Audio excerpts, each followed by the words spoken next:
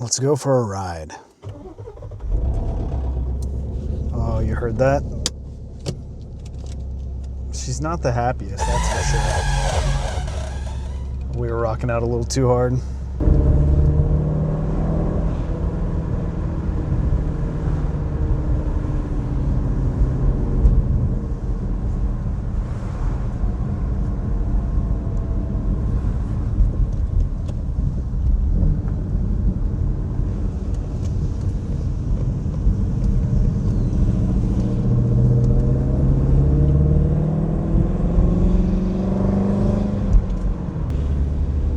And so the majority of the piston slap happens between 2,000 and 3,000 RPM, give or take.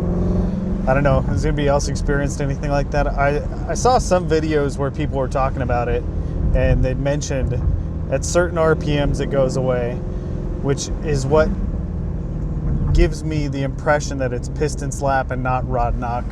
Idle, you can't hear it too much, but between 2 to 3K is when it's most prevalent, and then it goes away at higher RPM.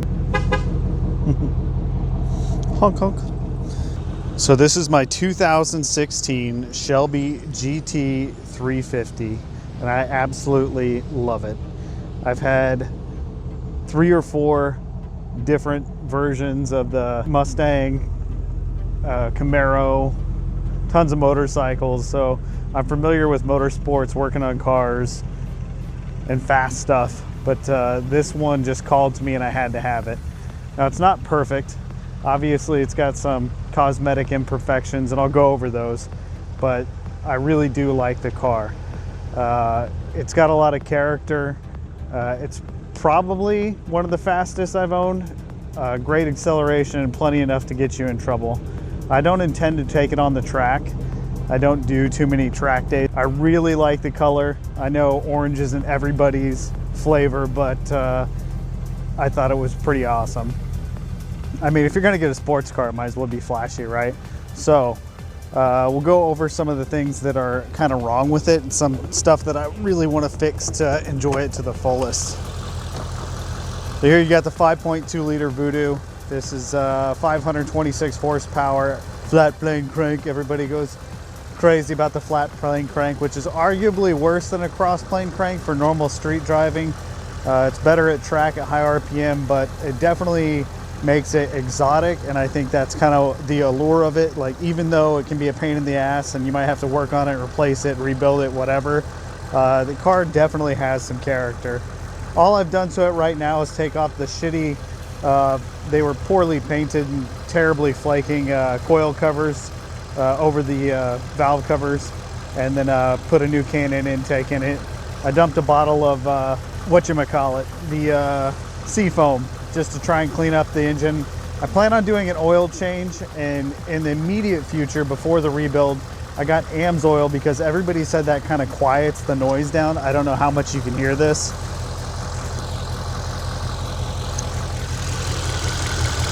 Put the microphone there so you can hear it. That's normal, but it does have, like I said, piston slap, and I'll put the video here in a second.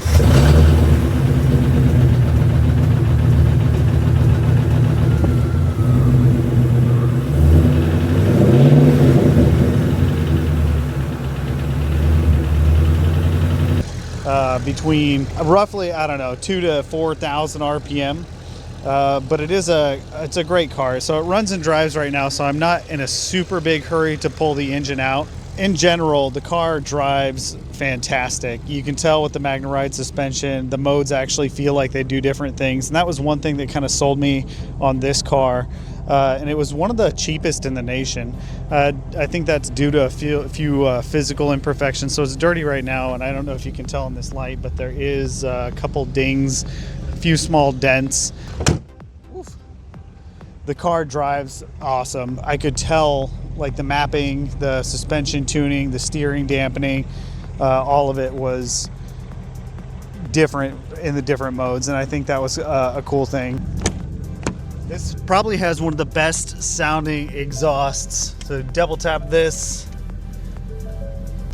Oh, that's launch control. It'd help if I push the right button, huh? So the valves just went into sport.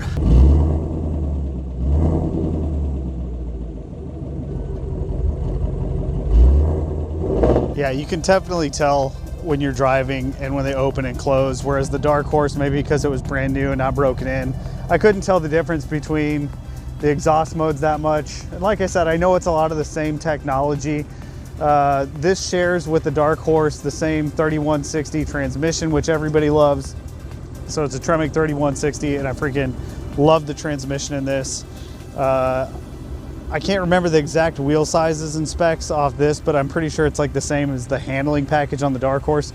So essentially, you're getting the big wheels, they're lighter, you get the same transmission, you get the most powerful naturally aspirated engine Ford has ever put in a Mustang, and it's just a cool car. It's got the snake on it.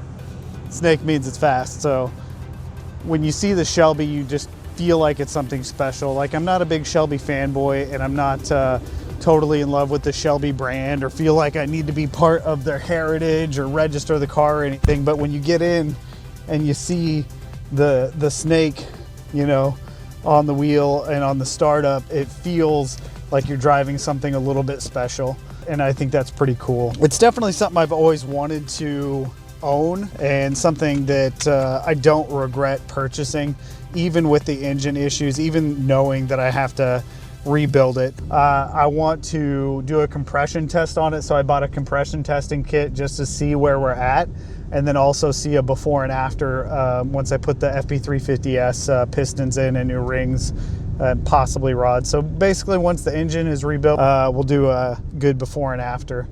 So I don't want to rip on it too hard. Balancing the camera between my legs. Oh, listen to that.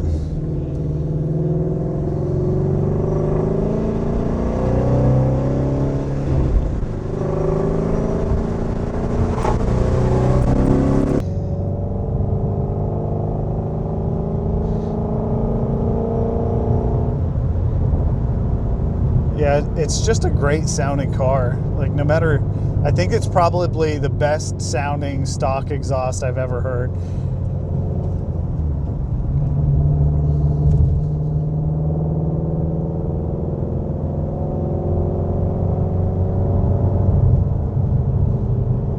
Oh yeah. Like, even when you're not on it too much, it just sounds amazing.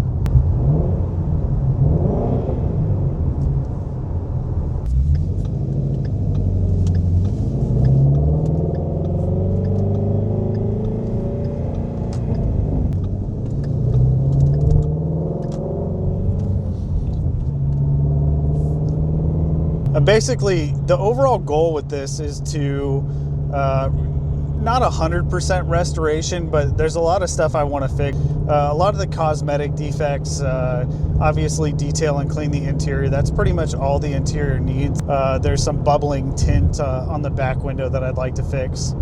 As far as the exterior goes, there's a couple dents that I'll show you, and they probably can be PDR'd. If not, we're gonna have to do some like body correction and then painting the edges, and I would like to do painted stripes. So I'm a fan of the stripes, I like them, but I would think it'd be really cool to do painted stripes by myself. I think essentially the overall goal for this is like a cosmetic restoration on the outside, maybe some upgrades and improvements, fixing the typical bumper sag, you know, just restoring it to OEM, and then rebuilding the engine to where I can have confidence in it again and drive it.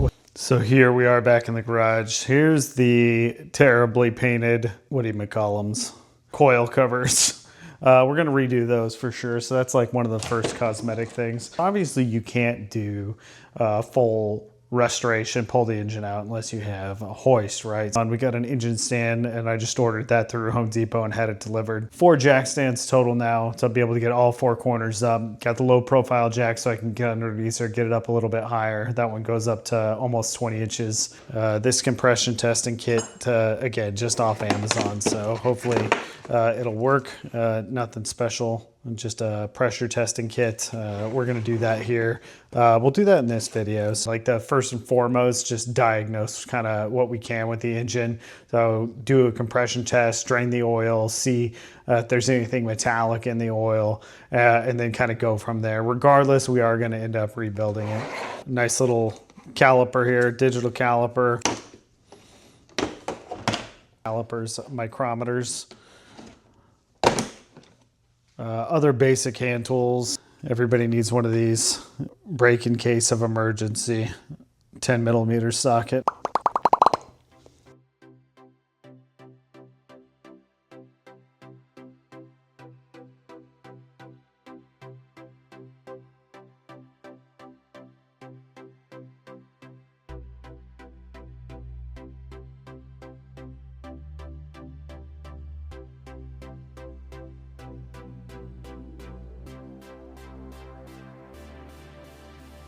Back in the garage. And you ever heard this saying, how do you eat an elephant? One bite at a time. That's kind of what we're doing here. Anybody who's worked night shifts, sorry, I'm trying to be a little bit quiet. Anybody who's worked night shifts knows that like you never really feel like you're awake and it's hard to get shit done, but sometimes you just have to do stuff in the middle of the night. So what we're doing now is the hoist and the engine leveler. This one is a Velvor. The only thing I'm concerned about, it feels super sturdy and it folds up. It's got an extra wheel there so you can kind of put it off to the side. The only thing that I'm worried about is potentially not having enough reach on these arms for mounting. And I've seen people have some issues with that before. So if we have to make custom brackets, you know, that's just one of those things. We'll cross that bridge when we come to it type deal. But for right now, looks great, feels sturdy, and then I'll set you guys down and we can get a good time lapse and put together this engine hoist and the engine leveler.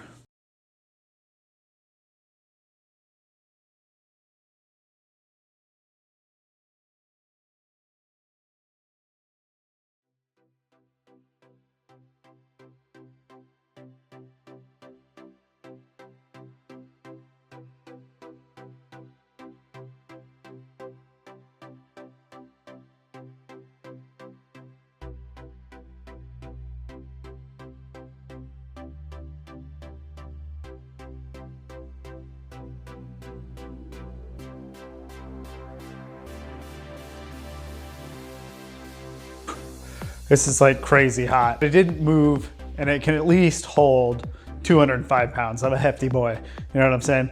I'm not like a 600 or 700 pound engine, so we'll see how that goes. The load leveler, I think it'll do the job. I think all this stuff will do the job. We took one more bite out of the elephant, you know, like any big project you have or any goal you have in life, just a little bit at a time. The sum of small, consistent efforts. So I want to give it a bath, right? So give it a bath detail because that could be the last time that I am able to wash it and I don't want to work on a dirty car. Just give the car a quick bath, dry it off, and then pull it in here. And then I have AMSOIL over here. So this is the nice stuff, you know, like the good fancy oil. And people have said it helps with engine noise. So what I'm really curious about, and I think the way I'm going to go about doing this is to pull the car in. Once it's up, I'll get it up on jack stands, right? And then we'll do a compression test. And as long as all 8 cylinders are pretty close to each other and there's nothing like crazy low, then we'll drain the oil, right? So we drain the oil, and as long as there's nothing metallic, if there's not a ton of metallics in the oil, then we'll do the AMSOIL and I'll drive it for, you know, my folks are coming down, whatever, drive it for a couple days until I have all the parts, right? So that's option 1. So quick detail. Get it in here, compression test. If that's good, do the oil change. If there's no metallics in the oil, then go ahead and drive it for, you know, another week or 2 until I have all the parts, right? If there is metallics or one of the cylinders is just like out to lunch on compression, then we'll just call it a wrap and just let her sit and then start pulling the engine out and getting it all taken out and start working on it and diagnosing it just right away. And I won't wait until I have the seals and all the bolts. Like right now I have the pistons, I have the piston rings, I have the bearings. I just need a seal kit and then all the torque to yield bolts or an ARP set, which shouldn't take an extremely long time to get here. So we'll go with that.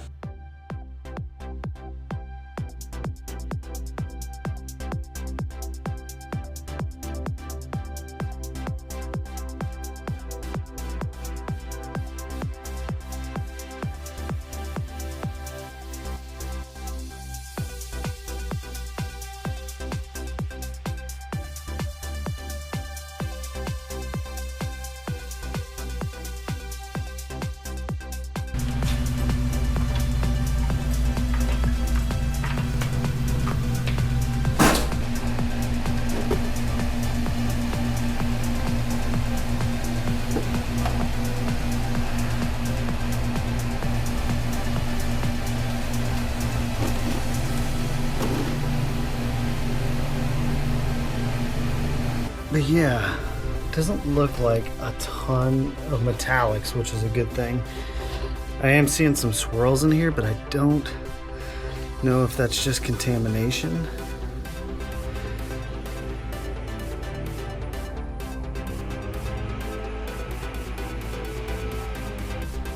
Let's clean up any drippage.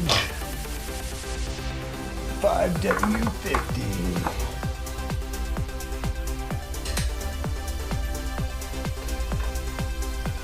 Okay, let's see if that quieted down the startup.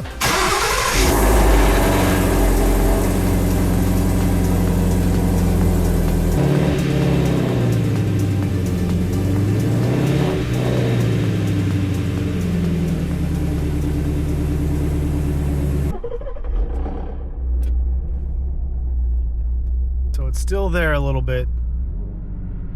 You hear the rattle. Definitely gonna have to continue with the teardown.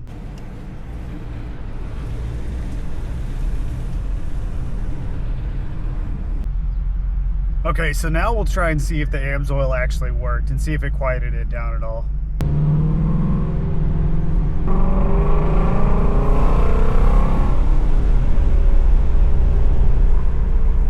Even with the knock, it's still running, so that's pretty cool. Okay, so where are we with the engine rebuild?